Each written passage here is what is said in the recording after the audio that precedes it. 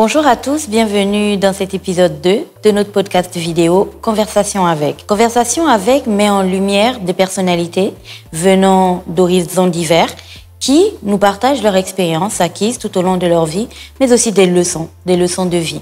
Aujourd'hui, j'avais envie que l'on discute ensemble d'un sujet très particulier. Cette fois-ci, on parlerait de santé. En avril dernier, notre pays, à l'instar de plusieurs autres pays dans le monde, a célébré la journée internationale de l'autisme. Qu'est-ce que c'est l'autisme? En discutant avec l'équipe dirigeante du centre Ndossi et Akonga, qui se trouve dans la commune d'Akanda, il y a quelques mois déjà, il me disait qu'au Gabon, il y a énormément d'enfants autistes. Malheureusement, par peur ou par honte, certains de leurs parents les cachent dans les maisons, tout simplement, parce qu'ils ne comprennent pas la maladie et surtout, ils ne savent pas comment aider leurs enfants. C'est pour ça que cet épisode a un cachet beaucoup plus particulier pour moi, pour nous, pour toute l'équipe. Parce qu'à travers ce programme, nous avions envie de mettre en lumière une femme très inspirante, très forte, qui a mis au monde un enfant autiste.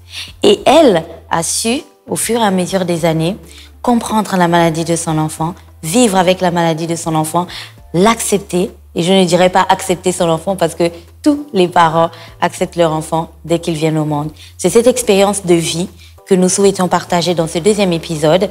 Et pour rappel, vous retrouverez ce programme sur YouTube, mais aussi en écoute sur Urban FM 104.5, la station urbaine, et aussi sur Deezer et Spotify et Apple Podcast. Bonjour MP. Bonjour Gina. Comment vas-tu? Ça va bien, merci. Et toi-même? Ça va, je suis vraiment très contente de te recevoir.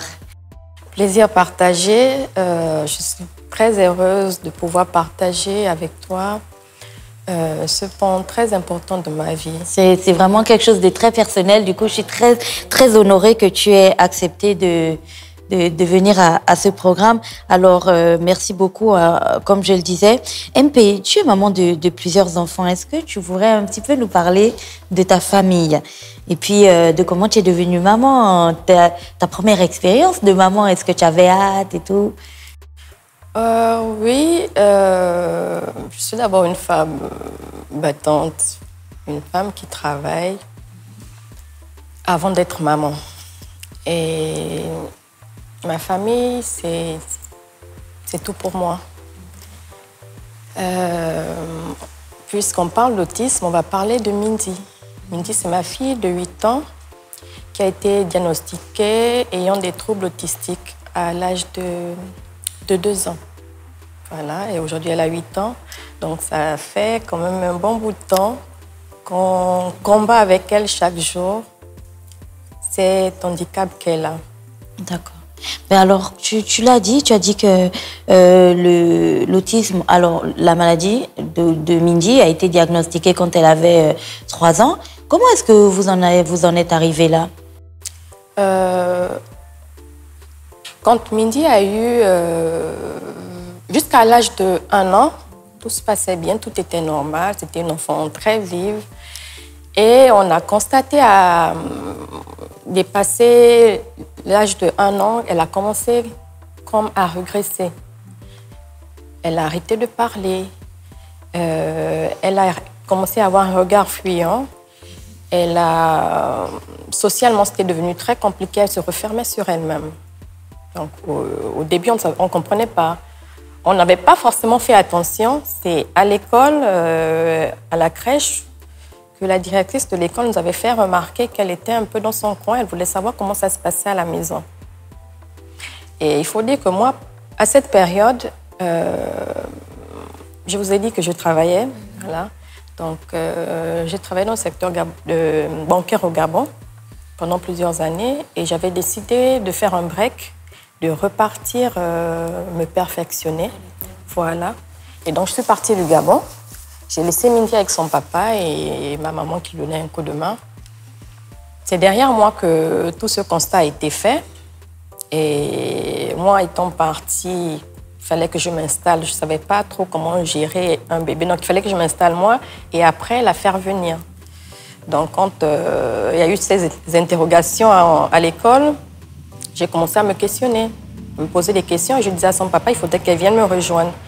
Je vais l'emmener voir les médecins. On verra pour qu'ils nous expliquent ce qui se passe. Donc, Mindy m'a rejoint 8 mois plus tard. Voilà. Et dès qu'elle est arrivée, vu que j'avais déjà pris des contacts avec des médecins, on a commencé tout un parcours. On a vu le pédiatre, l'ORL, l'OFTA, un neuropédiatre. On a fait toute une batterie d'examens jusque dans la génétique. Et c'est à ce moment qu'on a posé le diagnostic clairement. On a dit, aujourd'hui on dit plus, on ne spécifie plus réellement. Oui. Donc on dit juste le spectre. Voilà, trouble du spectre autistique. D'accord. Voilà. Donc l'autisme c'est un handicap. C'est pas une maladie, c'est un handicap et qui entraîne des générations sur le plan social, la perte du langage. Voilà. D'accord. Je comprends. Alors, là, tu nous as un petit peu raconté ce parcours, j'imagine, qui a dû être assez stressant et particulièrement difficile pour toi, en tant que maman, faire traverser tout ceci à ton enfant. Et une fois que le médecin avait posé le diagnostic et avait dit que l'enfant était atteint du spectre autistique, comment est-ce que tu as accueilli cette nouvelle et surtout ta famille? Tu nous as dit qu'il y a le père de Mindy, mais il y a surtout ta maman. Alors, comment toi, tu as accueilli la nouvelle et comment la famille l'a aussi accueillie? Ça a été très difficile de se dire que, bon, c'est mon premier enfant. Pourquoi elle? Surtout qu'elle a commencé, tout était normal. Il n'y avait aucun signe qui pouvait présager qu'elle se retrouve dans cette situation. Je n'ai pas de cas d'autisme connu dans ma famille. Et donc, ça a été comme une descente aux enfers. Je me suis beaucoup repliée sur moi-même. J'ai agi comme une poule, en fait, qui veut protéger ses poils. J'ai créé tout un univers avec mon mari. On a créé tout un univers autour de Mindy pour l'encadrer, pour l'accompagner, pour ne pas qu'elle se sente rejetée. Rejetée, voilà. On a fait face aux critiques, on a fait face aux préjugés. Mais moi, étant déjà partie du Gabon, avec la petite, on s'est complètement coupé. Au début, c'était très difficile d'accepter. Ça a créé beaucoup de tensions dans mon foyer parce que c'était difficile d'accepter. Donc, chacun essayait de gérer à son niveau et de se dire, de ne pas accepter que l'autre dise, fasse une remarque. Enfin, on devient très vulnérable. Donc, quelle que soit la petite remarque qu'on peut faire, on s'enflamme. Mais après, on a su gérer. On a compris qu'en fait, il fallait qu'on accepte la situation. C'est dès l'instant qu'on a accepté la situation, accepté que Mindy est différente, on a pu mettre en place tous les mécanismes possibles pour l'accompagner. Aujourd'hui, nous sommes devenus comme des chercheurs. Nous sommes devenus comme des chercheurs parce que Mindy, elle est suivie dans 2 pays. Elle est suivie en France, elle est suivie en Suisse. Donc, partout où on nous dit qu'on peut faire quelque chose pour elle, on n'hésite pas. On n'hésite pas. C'est très, très difficile financièrement, moralement, psychologiquement, même physiquement. Voilà, c'est très difficile, mais on a pu mettre en place les mécanismes qu'il faut. D'accord. Tu as dit tout à l'heure que Mindy, c'est ton premier enfant. Et tu as surtout dit que vous avez fait face aux critiques. Ça a dû être une période très difficile de votre vie. Mais je suis sûre aussi que la plupart des parents qui aujourd'hui vivent avec un enfant qui présente ce handicap, eux aussi font face à beaucoup de critiques. Ça doit être une période un peu difficile. Je suis sûre que c'était une période très difficile, mais est-ce qu'on peut repartir un petit peu? Qu'est-ce que les gens disaient? Vous savez, nous sommes en Afrique et on associe des fois beaucoup de choses à la sorcellerie, en tout cas tout ce qui est négatif. Ils ont sacrifié leur enfant parce qu'à cette époque, moi, je travaillais dans le milieu bancaire, mon mari également. On occupait quand même des postes à responsabilité et on a fait face à tout. Mais moi, je n'ai pas écouté. À la limite, quand je sais que tu es proche de moi et que tu as ce genre de préjugés, tout de suite, je me coupais de toi. Nous sommes, comme je disais tout à l'heure, nous sommes créés un univers. Vraiment, c'est comme si on s'était enfermés dans une bulle. Voilà. On se concentre sur Mindy et on oublie tout ce qui se dit autour. Exactement. On l'a vraiment, vraiment coupé. Alors, au-delà de ces critiques qui sont aussi, bien entendu, un des défis que les parents et les personnes vivant avec des handicaps doivent subir au quotidien, quels sont les autres défis, les défis les plus importants que vous avez rencontrés en acceptant le diagnostic de l'enfant? Tu as abordé tout à l'heure les difficultés financières, physiques, morales. On ne peut qu'imaginer ce que c'est. Alors, si tu nous en parlais un petit peu, ça ressemble à quoi, la routine de la maman de Mindy? Comment on fait pour gérer tout ça? Bon, déjà, si je reprends le cas de Mindy, une fois qu'elle a été diagnostiquée, il y a un mécanisme qui s'est mis en place. Mindy, elle a eu un retard de langage. Elle ne fixait pas, elle était dans son coin. Elle parlait beaucoup avec les gestes. Voilà. Mais la grâce qu'on a, c'est qu'elle n'a pas de déficience intellectuelle. Voilà, Mindy, elle est très intelligente. Aujourd'hui, elle va en classe de CE1. Elle est dans un établissement ordinaire, elle n'est pas en école spécialisée. En termes de suivi médical, elle voit une éducatrice spécialisée chaque semaine. Elle voit un orthophoniste. Elle a un suivi pour la motricité. Et à l'école, elle a une personne qui est là dans sa classe spécialement pour l'aider à comprendre les devoirs, l'aider à faire les activités, l'aider et l'accompagner si elle doit aller à la cantine, l'accompagner pendant les sorties scolaires. D'accord, je comprends mieux. Et à la maison, ça c'est à l'école, à la maison, comment est-ce qu'on s'adapte à la spécificité de Mindy? À la maison, on vit avec Mindy comme avec tous les enfants. On n'a pas un programme spécifique pour elle. On vit avec elle normalement. Pour ne pas... Elle sait, Mindy, elle a conscience qu'elle est différente. Elle a conscience qu'il y a des choses qu'elle ne sait pas faire, comme parler. Elle parle, mais elle ne communique pas. Voilà, elle ne peut pas avoir une conversation. Mais si elle veut quelque chose, elle viendra demander « Maman, s'il te plaît, je veux telle chose. » Voilà. Mais on vit avec elle normalement. Normalement, et vu qu'elle a un suivi, à la maison, on échange régulièrement avec les professionnels, donc on sait comment à la maison il faut faire avec elle.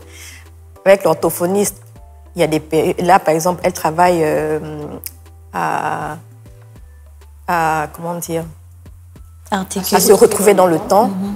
Donc à la maison, quand elle se lève le matin, on va lui demander d'écrire la date. Elle va mettre la date lundi, la date du jour, en tout cas tous les jours, elle le fait.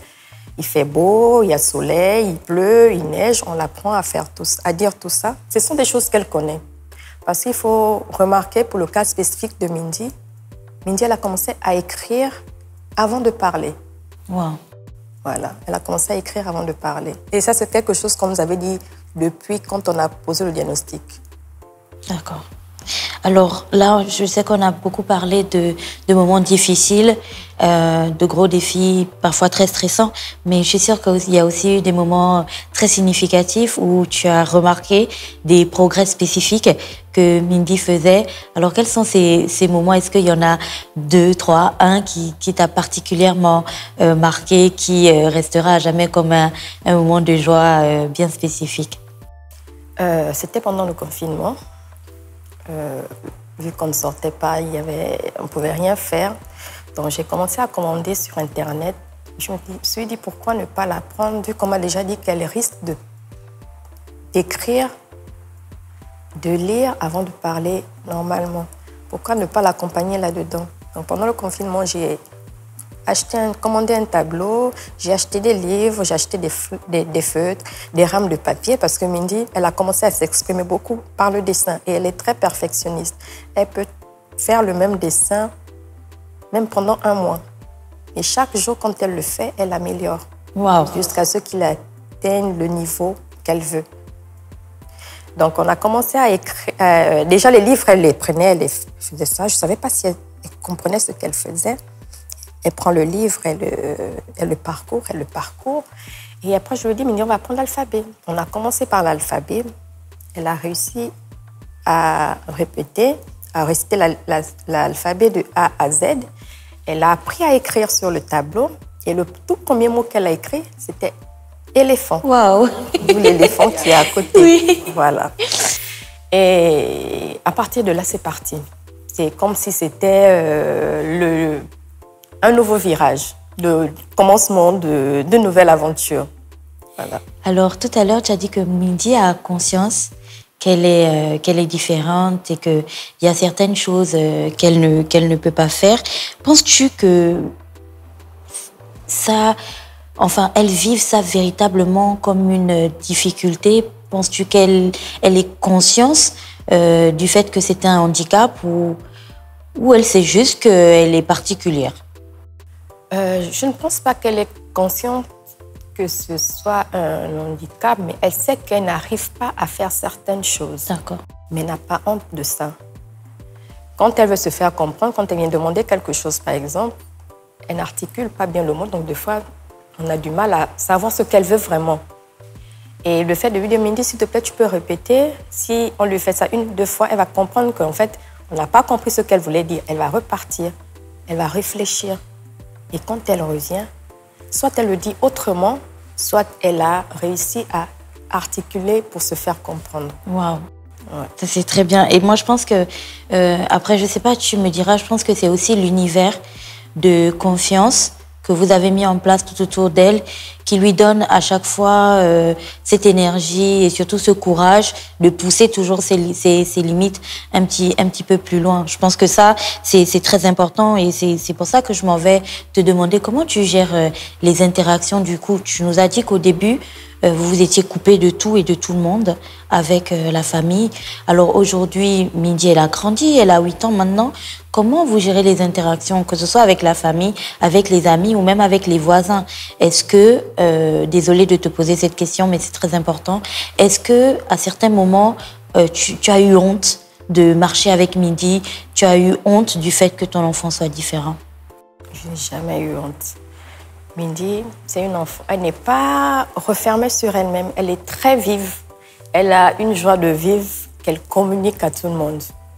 Donc, en général, quand elle est mélangée avec d'autres enfants, elle va faire comme eux. Mais dans la famille, par exemple, avec ses cousins et cousines, on dira « Attention, Mindy ne parle pas, donc ne vous étonnez pas si elle ne répond pas à vos questions. » Et des fois, on a des retours comme quoi « Mais Tata, tu as dit que Mindy, elle ne parle pas. Mindy, elle a parlé avec moi. » Parce qu'elle parle, en fait. Mais comme elle sait qu'elle ne le fait pas bien, des fois, elle va chuchoter. Et quand elle parle fort, c'est parce que là, elle sait que ça, je sais bien dire. Elle va le dire fort. Voilà. Mais quand elle sait que non, elle ne peut pas, elle va chuchoter. Alors, quels sont les autres aspects positifs que tu as découvert chez Mindy? On a compris que elle est vraiment très intelligente, elle est très créative, elle est perfectionniste aussi. Quels sont les autres points que tu as remarqués? Je pense que ce point est très important parce que tu sais, parfois, lorsqu'on parle d'un enfant qui a un handicap, on se focalise beaucoup trop souvent sur ce qui ne va pas, sur le handicap, au lieu de regarder souvent les points positifs et ce qui marche. Alors, quels sont les autres points que tu remarques chez Mindy qui font de toi la maman très fière que j'ai rencontrée la dernière fois et qui a passé près de 30 minutes à me parler de la vie de Mindy? Non, mais Mindy, c'est une battante, comme je disais. Elle ne baisse pas les bras, elle ne lâche pas. Aujourd'hui, c'est comme... c'est elle qui nous guide, c'est elle qui nous drive. Parce que quand on regarde toutes les difficultés par lesquelles elle passe et qu'elle ne baisse pas les bras, on se dit, c'est comme nous aussi, qui n'avons aucun problème, c'est qu'on peut faire mieux. Exactement. Donc, chaque jour, on est obligé d'aller de l'avant. Aujourd'hui, c'est plus un sujet qui me préoccupe. Parce que quand je vois son évolution, je n'ai plus de crainte. Je sais qu'elle va devenir... Déjà, elle est autonome. Elle mange seule, elle fait son petit déjeuner seule, elle se douche seule. Elle demande ce qu'elle veut, elle fait sa lecture. Elle a appris l'anglais, par exemple, toute seule. Wow. Elle parle anglais toute seule. Elle fait beaucoup de choses. À l'école, ses maîtresses me disaient, mais ne vous inquiétez pas pour votre fille. Il y a des choses qu'elle fait que ses camarades de classe ne savent même pas faire. Ça, vous devez vraiment en être très fiers. Alors, ça a pris du temps de la première annonce du diagnostic à aujourd'hui. Mindy, cette fleur très jolie qui grandit et qui se développe encore mieux. Vous avez aussi grandi en même temps, ton mari et toi, de ce couple qui était un peu stressé, qui se posait beaucoup de questions sur ce qui n'avait pas marché pour qu'on en arrive là. On est arrivé à quel couple aujourd'hui? Nous sommes arrivés à un couple très soudé. On sait où on va, on sait ce qu'on fait. On ne peut pas se laisser perturber par quoi que ce soit. Et Mindy, aujourd'hui, comme je disais, c'est elle qui nous guide. Tout ce qu'on fait, c'est grâce à elle. Elle nous a donné l'opportunité de regarder la vie différemment. Elle nous a appris à avoir de l'empathie, à avoir beaucoup d'amour. Donc, c'est mon couple aujourd'hui, c'est quelque chose de solide. Alors, une autre question qui est cette fois-ci aussi très personnelle. Tu as dit que Mindy est ton premier enfant et avoir son premier enfant qui naît avec un handicap, forcément, ça doit bloquer quelque chose dans la tête et on se dit je veux plus en faire. Est-ce que tu as pensé à ça? Est-ce que après, tu t'es remis en course? Et surtout, comment tu as surmonté tout ça? Oui, c'est vrai. C'était beaucoup de peur parce qu'à chaque fois, je me disais, mais si je fais encore un enfant qui vient aussi avec un handicap, comment je vais gérer? Déjà, avec Mindy, c'est difficile parce que j'ai dû me couper, comme je vous ai dit au départ, j'ai dû me couper de tout. Donc, professionnellement, même socialement, moi, je m'étais coupée parce que il fallait que je me consacre réellement à elle, que je l'aide à aller de l'avant. Aujourd'hui, j'ai repris moi mes activités, j'ai un cabinet de conseil que je gère au Gabon, mais moi, je vis entre la France et la Suisse avec Mindy pour son suivi. Alors, MP, ce sera l'avant-dernière question. Quel type de soutien ou de ressources ont du coup été très utiles pour vous en tant que parent d'un enfant autiste? Les ressources à la fois, on a parlé des professionnels tout à l'heure, tu as parlé d'un orthophoniste, tu as parlé d'une éducatrice spécialisée. Enfin, c'est peut-être des termes qui prennent du sens pour certaines personnes, mais qu'est-ce que c'est? Et surtout, des ressources que vous, les parents, vous avez utilisées, peut-être sur Internet et tout, pour vous apprendre à vivre au quotidien avec Mindy et surtout à l'aider à se développer. Qu'est-ce qui a été utile pour vous? Qu'est-ce qui a changé? Déjà, la première chose à faire dans ces cas, c'est de voir un psy. On a tendance à penser que le psy, c'est pour les personnes atteintes de folie ou autres, voilà. Mais le soutien du psy est très, très, très important. Nous, on a commencé par voir le psy. Au début, je ne comprenais pas. Je me disais, mais on va chez le psy, on est assis, il discute un peu avec moi, il joue avec Mindy. Au bout de 30-40 minutes, il dit, le rendez-vous est terminé. Je ne comprenais pas au début. C'est après qu'il m'a expliqué. Il m'a dit qu'il fallait qu'il me fasse parler. Parce que quand on était il fallait, avant de poser le diagnostic, on m'a posé des questions. À chaque fois que j'allais chez un spécialiste, il fallait savoir que j'explique depuis quand je suis tombée enceinte jusqu'au moment où je suis arrivée devant lui. Tout ce qui s'est passé, s'il y a eu des événements particuliers qui auraient pu créer cette situation chez Mindy. Donc le psy nous a beaucoup soutenus. Il nous a aidés à accepter la situation et à mettre toutes les chances de notre côté pour accompagner notre enfant dans ce processus. MP, aujourd'hui, donc, tu es l'heureuse maman de Mindy, mais d'autres bébés encore. Félicitations. J'aimerais que tu adresses un message, si tu as un message à adresser à toutes les mamans qui nous regardent, qui vont regarder ce podcast et qui ont des enfants dont on a posé le diagnostic du spectre autistique, ou alors aux mamans qui ont même un enfant qui a un autre type de handicap. Toi, aujourd'hui, qu'est-ce que tu pourrais leur dire? Qu'est-ce que tu aurais dit à la MP d'il y a 8 ans? D'aimer son enfant, quelle que soit la différence qu'il a par rapport aux autres enfants, il faut d'abord donner beaucoup d'amour. Il faut donner beaucoup d'amour, il faut accepter la situation et ce sera plus simple d'accompagner l'enfant. Il ne faut pas baisser les bras, il faut pas se replier. Moi, j'ai peut-être fait l'erreur de me replier sur moi, mais c'est parce que je ne connaissais pas, je ne savais pas quoi faire. C'est un sujet, on va dire, l'autisme est un sujet tabou au Gabon, on n'en parle pas. Une anecdote, c'est le papa de Mindy, il y a 2 ans, il a fait, lors de la journée internationale de l'autisme, il a fait un post sur ses réseaux sociaux, voilà.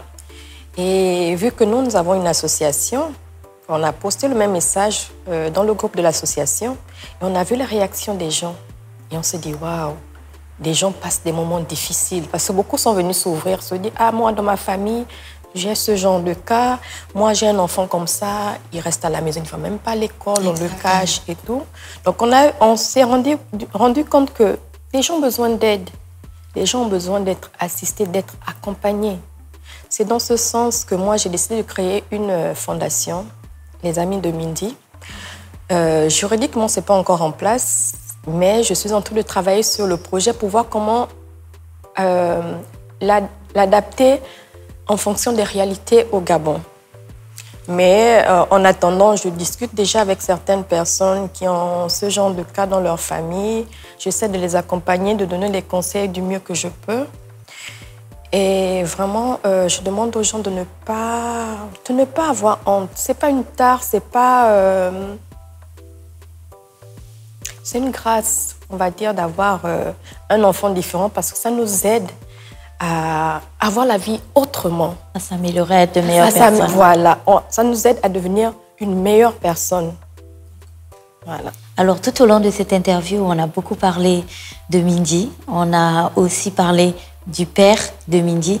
Aujourd'hui, j'aimerais te demander comment est-ce que tu évalues son apport, enfin, si je peux dire apport, mais son accompagnement et son soutien, le soutien qu'il t'a apporté tout au long de cette étape. Je pose cette question parce qu'en faisant une interview un jour avec une autre maman qui a un enfant avec un handicap et surtout en discutant avec d'autres mamans aussi, elles m'ont dit que parfois la découverte d'un handicap chez un enfant peut être la cause d'une séparation.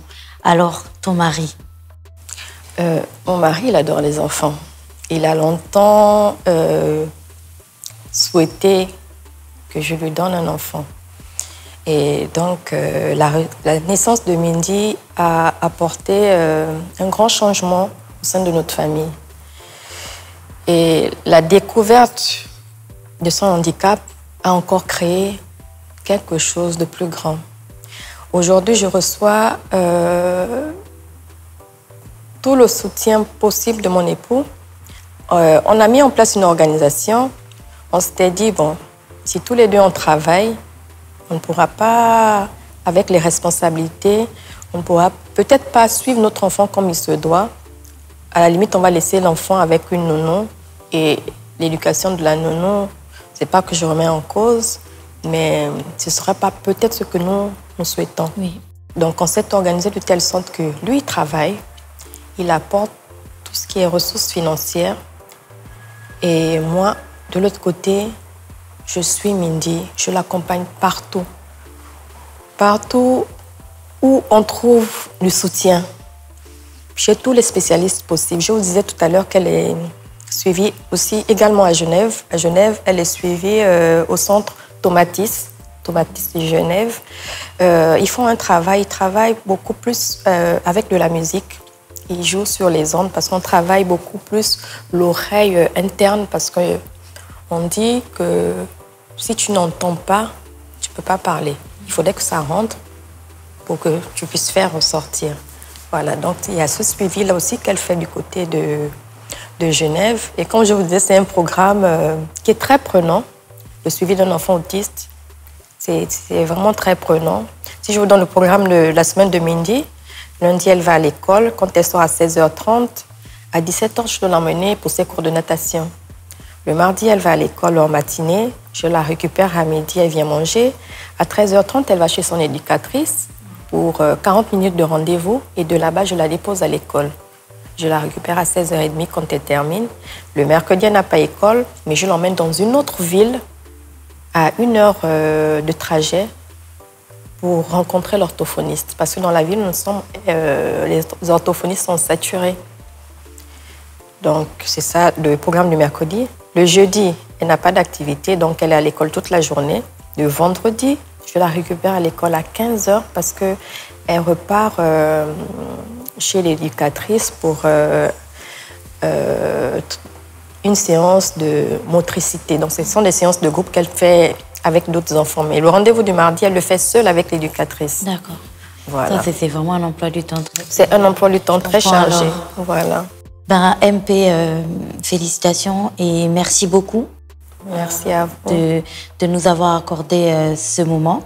Je vais te donner l'occasion d'adresser un dernier mot, si tu le souhaites, à ceux qui regardent ce programme. Que dire?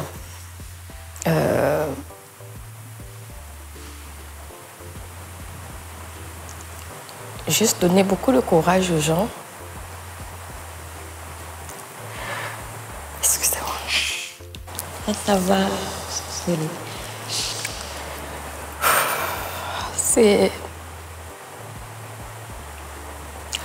Ce n'est pas vraiment facile de voir son enfant rejeté.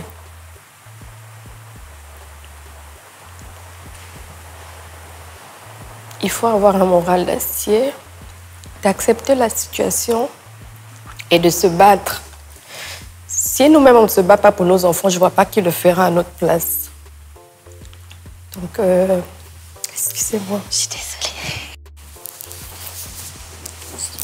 Merci. Tout va bien. Il ne faut pas baisser les bras, il faut foncer. Il faut avoir un moral d'acier, ce n'est pas évident. N'hésitez pas à aller voir les psys. Les psys sont là pour ça, pour aider. Aujourd'hui, on a le centre dossier. Il y a des spécialistes là-bas qui sont là pour accompagner. N'hésitez pas à aller les voir, à discuter avec eux. Moi, au sein de l'association Nzila, qui lutte déjà pour les inégalités sociales, on peut aider comme on peut. On peut écouter, on peut, par mon expérience, on peut donner des orientations. Mais surtout, il ne faut pas baisser les bras. Il ne faut pas baisser les bras. Merci beaucoup, MP. Merci infiniment. Je me souviens de quand nous avons convenu de cette interview, la discussion que nous avions eue avec ton mari aussi. Et je suis rentrée chez moi et j'ai partagé votre histoire à ma mère parce que vous êtes d'abord un couple très inspirant pour moi. Et j'espère qu'un jour, on aura l'occasion de vous avoir tous les deux pour que vous puissiez nous parler de votre relation de couple. Mais après, il y a aussi le pan de comment vous vous organisez pour protéger vos enfants et surtout pour les éduquer. Et je pense que ça, c'est vraiment la chose que je voulais partager avec l'ensemble de nos téléspectateurs. Merci infiniment d'avoir accepté de partager un moment aussi personnel avec nous. Merci. Et tu sais déjà pourquoi ce sujet est aussi important pour moi. Merci beaucoup, MP. Chers téléspectateurs, c'était la MP. On va l'appeler MP, gardez ça comme ça. Nous étions avec MP qui nous parlait de son enfant, Mindy, qui est atteinte du spectre autistique. Mais croyez-moi, si vous voyez Mindy, vous n'allez pas du tout vous dire qu'elle a un quelconque handicap. Et ça, c'est justement la réussite de ses parents qui se sont donné corps et âme depuis plusieurs années pour que Mindy n'ait pas une vie différente. La preuve, elle apprend dans un établissement avec tous les autres enfants. Je mets ça en griffe, les enfants normaux, comme on le dit trivialement. Et le message que nous voulions faire passer aujourd'hui, c'est de ne jamais baisser les bras, peu importe ce que vous traversez dans votre vie aujourd'hui. Je pense que dans notre pays, parfois, on n'a pas assez de modèles. Et l'un des objectifs poursuivis par ce podcast, c'est aussi celui-ci, de vous montrer des modèles de personnes qui ont réussi, pas uniquement dans le business et l'entrepreneuriat, mais aussi des leçons de vie. Et aujourd'hui, c'était cette leçon de vie que nous voulions vous partager. Merci à toute l'équipe. Merci à Fallon. Merci à Ivanov, merci à Da Freshman, merci à Safe Mosley, que vous ne voyez pas, qui sont derrière la caméra et qui m'aident tout au long de ces semaines à préparer chaque numéro et surtout à vous trouver des invités tout aussi inspirants les uns que les autres. On se retrouvera avec un autre invité tout aussi inspirant. Désolée, je suis très émue aussi et nous vous embrassons très fort et à la prochaine.